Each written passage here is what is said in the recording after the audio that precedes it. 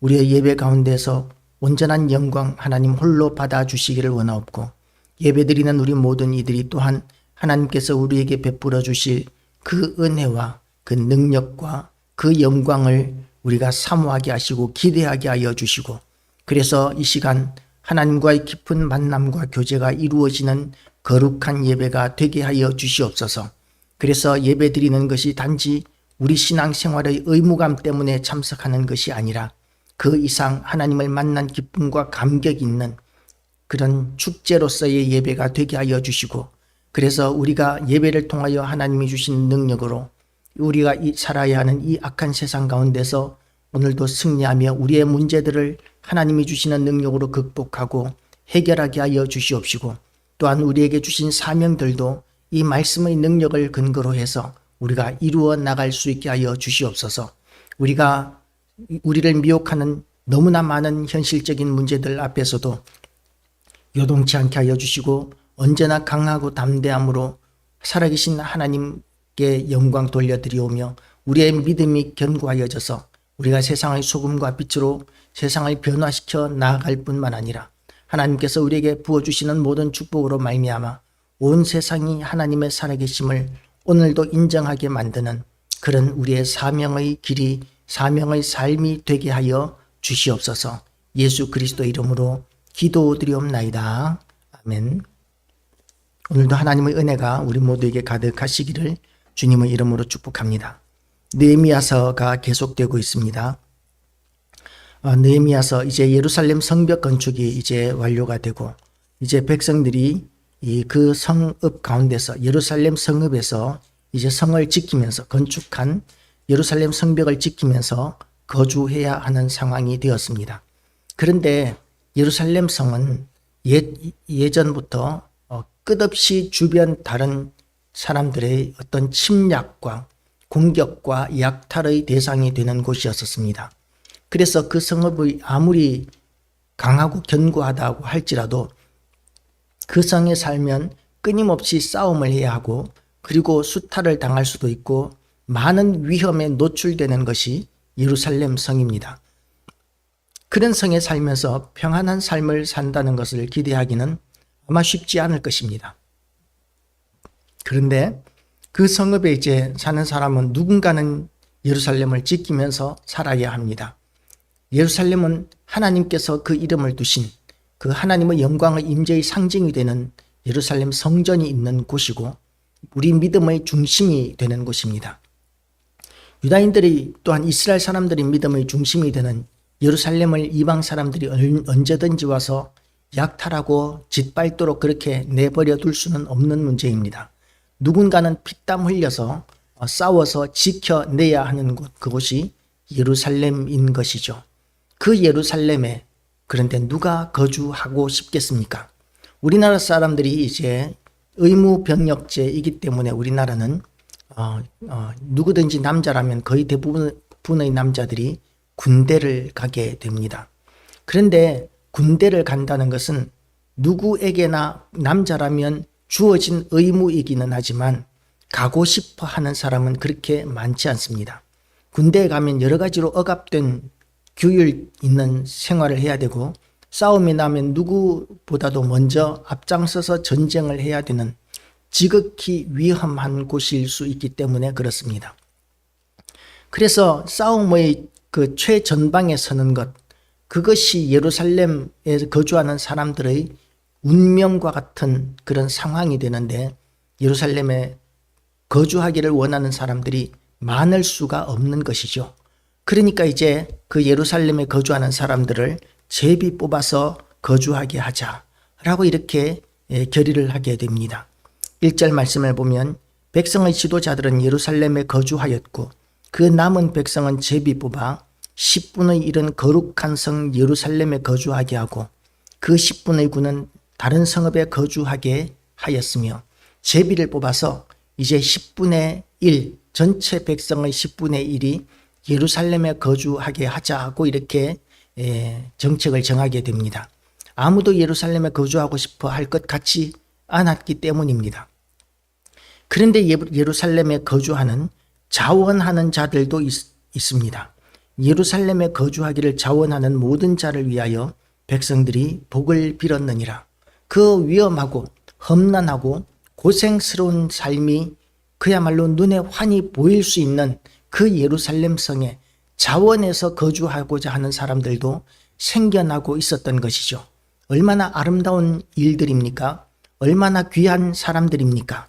그런 사람들이 하나님께서 귀하게 여기시는 사람들입니다. 우리나라에서는 지금은 어떤지 모르겠는데 제가 어릴 때만 해도 그런 이야기들이 있었습니다. 어디를 가든지 중간만 가라.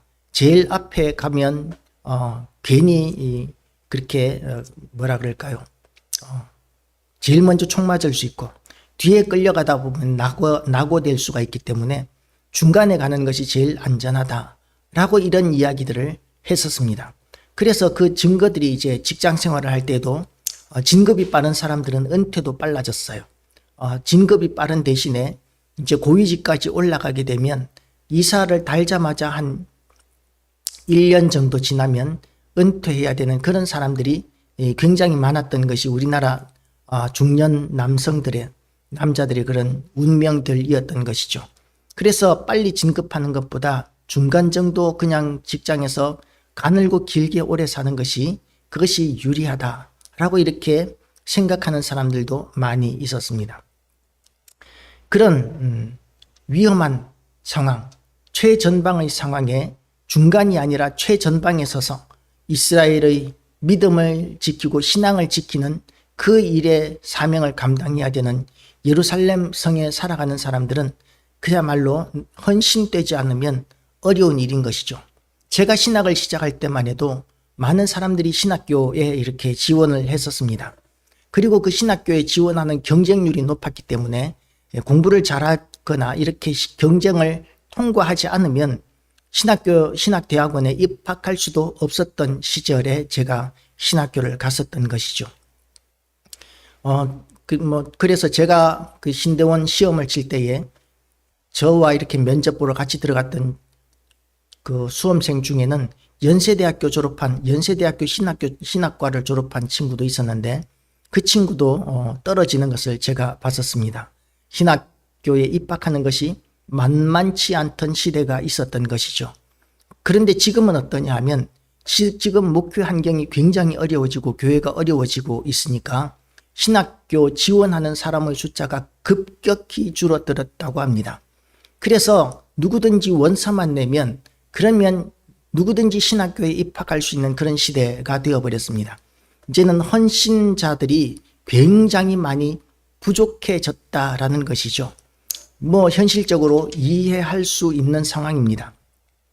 현실적으로 보면 머리가 있다면, 생각이 있다면 그러면 신학교에 입학하는 것은 지혜로운 선택이라고 생각할 수 없습니다. 목회의 기회가 열릴지 안 열릴지도 미지수인데다가 열린다 할지라도 예전의 그 목회자 선배들이 목회하던 그런 시절과는 너무나 다른 그런 어려운 환경 가운데서 목회를 해야 되기 때문에 그래서 어쩌면 지금 이 시대는 신학교 가지 않는 것이 그것이 현명한 선택일 수 있는 것 같습니다.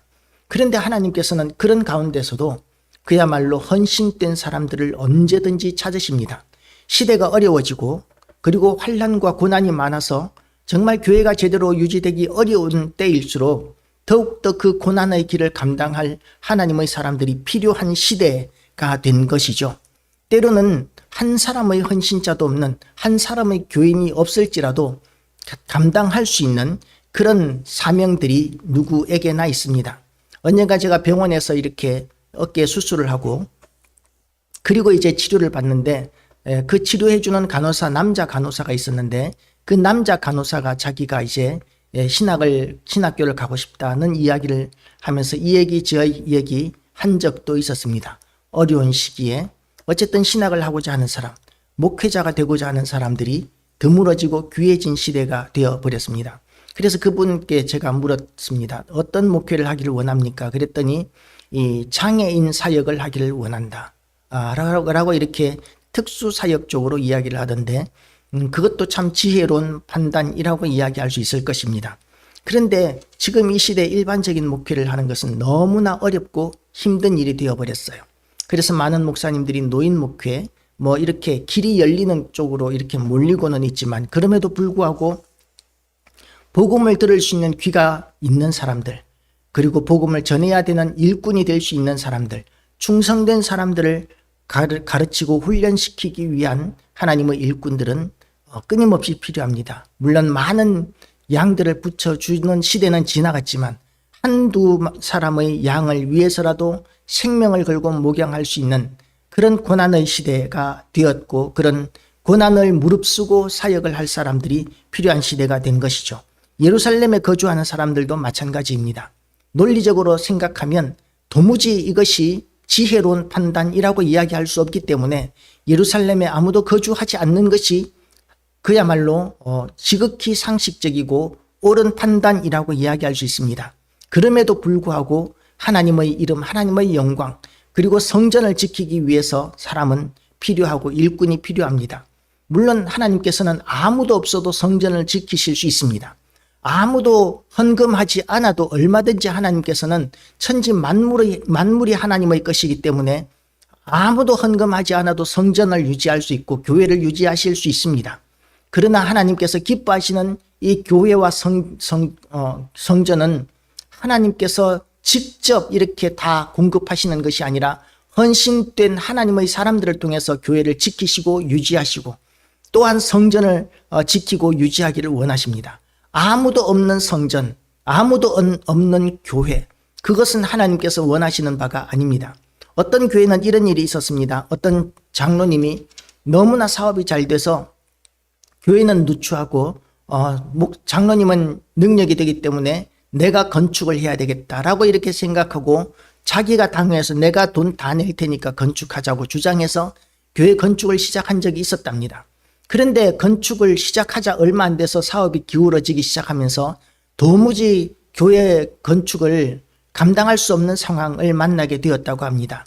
그래서 교회 건축을 중단해야 되나라고 이렇게 생각하고 있을 때에 성도들이 비로소 헌금하기 시작했다는 것이죠. 그 상황이 되었을 때 그 장로님이 깨달은 것이 뭐냐 하면 하나님께서는 한 사람이 건축해서 그 모든 영광을 독점하는 것을 원하는 것이 아니라 교회는 모든 사람들이, 모든 성도들이 합력하여 헌신하고 충성하고 그렇게 해서 세워지는 것을 원하신다는 것이죠. 그래서 하나님께서는 교회에 헌금하는 것도 이렇게 어떤 사람들은, 어떤 목회자들은 그런 헌금은 교회에서 받으면 안 된다고 이야기해요. 예를 들어서 도박해서 땄는 돈이라든지 또는 복권 당첨되어서 이렇게 대박이 났는 돈이라든지 이런 돈은 하나님 앞에 드리기에 합당하지 않기 때문에 교회에서 헌금으로 받아서는 안 된다라고 생각하는 그런 목사님들도 많이 계십니다. 왜냐하면 교회는 하나님의 성전이고 그래서 헌신된 사람들이 마음이 훨씬 더 중요하기 때문입니다. 교회는 사람 물질보다도 어떤 건물보다도 더 중요한 것이 사람이라는 것이죠. 그리고 이 예루살렘도 마찬가지입니다. 아무리 성전을 멋있게 지어놓고 성벽을 견고하게 만들어 놓았다 할지라도 그 성읍에 사람이 거주하지 않으면 하나님 앞에서는 아무런 의미가 없는 건축물이 되어버립니다. 그래서 하나님 앞에서 그 성전을 지키고 또한 예루살렘 성을 지킬 사람들이 필요했는데 그 성에 사는 사람들은 전쟁을 최전방에서 해야 되는 그런 용사라고 이렇게 이야기할 수 있는 것이죠. 울산에서 개척교회 할 때 목사님들끼리 이렇게 전도하는 모임이 있었습니다. 그 전도하는 모임에서 목사님들이 일주일에 한 번씩 교회를 돌아가면서 전도를 했었는데요. 그런데 그 목사님들은 이제 영적 전쟁의 최전방에서 싸우는 용사라고 이렇게 이야기할 수 있는 사람들이었습니다. 전도가 얼마나 어려운 시대입니까? 그 전도지를 주는 것을 제대로 받는 사람이 10에 하나도 되지 않습니다. 100에 하나 이렇게 들똥말똥한 그런 시대임에도 불구하고 전도하는 사람은 영적 전쟁에서 최전방에 있는 사람들이고 그렇기 때문에 그런 사람들에게 하나님께서 어떤 은혜를 베풀어 주시느냐 하면 기도하면 능력이 나타나는 역사들을 많이 부어 주셨습니다. 전도하는 목회자들에게 하나님께서 그런 능력들을 많이 부어 주시는 것이죠. 어떤 권사님은 전도하는 데 있어서 축복 전도를 하는데 그 방법이 뭐냐 하면 그야말로 누구든지 만나면 그분이 은사 있는 분이 아님에도 불구하고 축복 기도를 해주면 그게 그대로 이루어지는 경우들이 많았다고 합니다.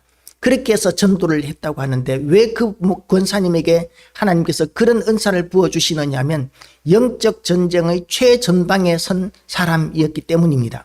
전도하는 사람이 영적 전쟁의 최전방에 서는 사람들입니다.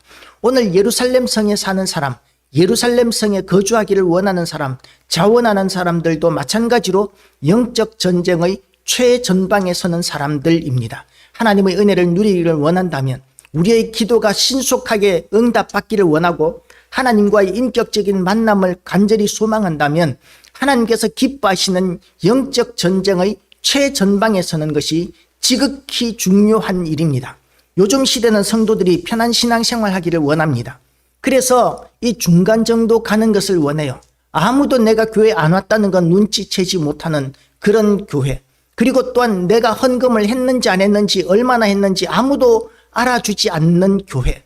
그런 교회 사람들이 몰립니다. 그래서 아무도 왔는지 안 왔는지 모르도록 그렇게 살짝 교회 가서 예배드리고 그리고는 돌아오는 그런 것으로 신앙생활 다 한 것처럼 여기는 사람들이 정말 많아진 시대가 되어버렸습니다. 그 사람들은 영적 전쟁의 최전방에 선 사람이라고 이야기할 수 없습니다. 하나님의 은혜를 누리기를 원한다면 그러면 우리는 영적 전쟁의 최전방에 서기를 결단할 수 있어야 합니다. 오늘 예루살렘 성에 거주하기로 원하는 이 사람들처럼 우리도 이 영적 전쟁의 최전방에 서기로 결단하는, 그리고 그것이 시련일지라도 나에게 아무런 유익이 되지 않고 어떤 이해가 되지 않는다 할지라도 우리가 결단하는 그런 자세가, 그런 헌신된 마음들이 우리 모두에게 필요한 시대가 되어버렸습니다. 오늘 보면 자원하는 성도들도, 자원하는 백성들도 그렇게 생기고 있습니다. 예루살렘에 거주하기를 자원하는 모든 자를 위하여 백성들이 복을 빌었느니라. 이것이 또한 우리의 또 다음의 자세가 되어야 합니다. 그러니까 영적 전쟁의 최전방에 선 사람들은 끊임없이 교회와 성도들의 기도의 후원이 필요합니다. 어떤 선교사님이 선교지에서 최선을 다해서 복음을 전하고 사역을 했는데도 불구하고 그 영적인 그 사역의 열매가 제대로 나타나지 않습니다. 그 사역 가운데서 극심한 어려움을 겪으면서 사모님은 그곳에서 현장에서 병들어 죽게 되었고, 그리고 또한 경제적으로 너무 어려워서 그 선교사님이 선교지에서 더 이상 버티지 못하고 돌아왔습니다. 그리고 선교 파송 교회에 아무도 모르게 가서 예배에 참석했었습니다. 그런데 예배 참석하고 이제 예배가 다 끝나고 난 다음에 그 선교사님이 강단에, 다들 이제 내려오고 예배가 끝난 그 강단에 올라가서 마이크를 잡고 이렇게 이야기를 합니다. 저는 이 교회에서 파송한 선교사입니다. 그런데 제가 선교를 하면서 그렇게 어려움을 겪고 선교가 되지 않았던 이유를 오늘 이 예배를 참석하면서 발견하게 되었습니다. 아무도 저의 선교를 위해서 기도해 주지 않는 것을 오늘 발견했습니다. 라고 이야기하고는 내려왔다고 합니다. 우리는 영적 전쟁의 최전방에 선 사람들을 위해서 기도해야 합니다. 우리가 영적 전쟁의 최전방에 서거나 또는 최전방에 선 사람들을 위해서 후원하고 기도하거나 그렇게 함으로 말미암아 하나님께서 우리에게 주신 사명을 감당하는 그런 역할, 그런 교회와 성도들 다 되어야 할 것입니다. 오늘 본문에 보면 그 예루살렘에 거주하기로 결단한 사람들의 이야기들이 이렇게 쭉 나타나고 있습니다. 그런데 특별히 7절 말씀을 보면 베냐민 자손에 대한 이야기가 나옵니다.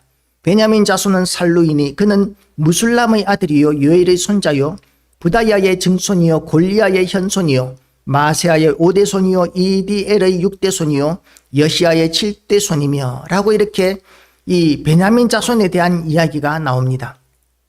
베냐민이 어떤 지파냐 하면 이스라엘 땅에 들어갈 때에 가장 약했던 지파가 베냐민 지파입니다. 이스라엘 백성들이 광야 40년 생활을 끝마치고 그리고 가나안 땅에 들어갔을 때 가장 보잘것없는 연약했던 지파가 베냐민 지파였었습니다. 그리고 사사기의 마지막 부분에 보면 베냐민 지파와 이스라엘 전체의 전쟁 이야기가 나옵니다.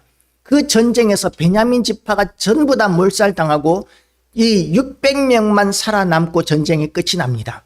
그 600명에서 이제 다시 번성하기 시작했는데 다른 지파에 비해서는 끝까지 빈약하게 짝이 없는 지파가 베냐민 지파였었습니다. 보잘것없는 지파, 숫자도 가장 작고 약했던 지파, 그런 지파였던 베냐민 지파가 지금 가장 많은 사람들이 예루살렘에 거주하기로 헌신하고 있는 것이죠. 그 다음은 갓배와 살레 등이니 모두 928명이라 예루살렘에 거주하기로 했던 사람들 가운데서 다른 지파나 다른 가족들 가운데서 가장 많은 사람이 베냐민 지파 사람들이 예루살렘에 거주하기로 결단한 것입니다. 많지 않은 그런 헌신자들 가운데서 그 많지 않은 지파에 불과했던 보잘것없는 베냐민 지파 가운데서 그와 같은 위대한 일들이 일어난 것이죠. 그래서 어떤 그 목사님은 이런 이야기를 합니다.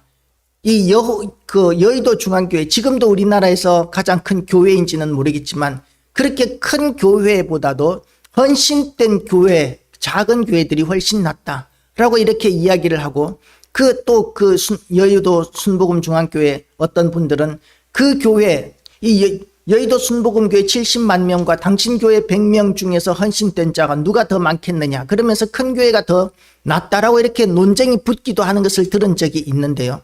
어쨌든 우리가 헌신된 사람이 되기 위해서는 굳이 큰 모임에서가 아니라 작은 모임에서도 우리가 그렇게 헌신된 모임에 참석하는 것이 너무나 소중합니다. 저는 어릴 때 중고등학교 때 아주 작은 교회에 다녔었습니다. 그 교회에 이제 학생회는 제대로 된 그 예산 지원이라는 것도 없었어요. 학생회는 그때 당시는 교회에서 어떤 교육비 지원이라는 것도 없었고, 그야말로 우리끼리 그렇게 믿음을 서로 자극을 주고받으면서 성장해 나갔다라고 이렇게 이야기할 수 있었을 것입니다. 전도사 한 분, 교육 전도사 한 분이 뭐 1년, 2년 정도 이렇게 머물다 가시는 그런 소망이 없는 학생이었지만, 그 학생들이 이렇게 방학이 되면 날마다 교회에 나와서 기도를 했었고, 그리고 또한 평소에도 이 학교에 갔다가 집에 가는 길이면 그렇게 교회에 나와서 학생들이 교회에서 기도하고 가고 하는 그런 모임이었습니다. 그래서 그 몇 명 되지 않는 교회에 그 몇 명 되지 않는 학생들 가운데서 헌신된 사역자들이 많이 나왔었습니다. 그렇게 숫자가 많지 않을지라도 하나님께서 쓰시는 정말 귀한 그런 집단, 그런 공동체가 있습니다. 우리가 숫자가 많지 않을지라도 그런 공동체를 만들어 나가는 그런 교회와 성도들 되시기를 주님의 이름으로 축복합니다.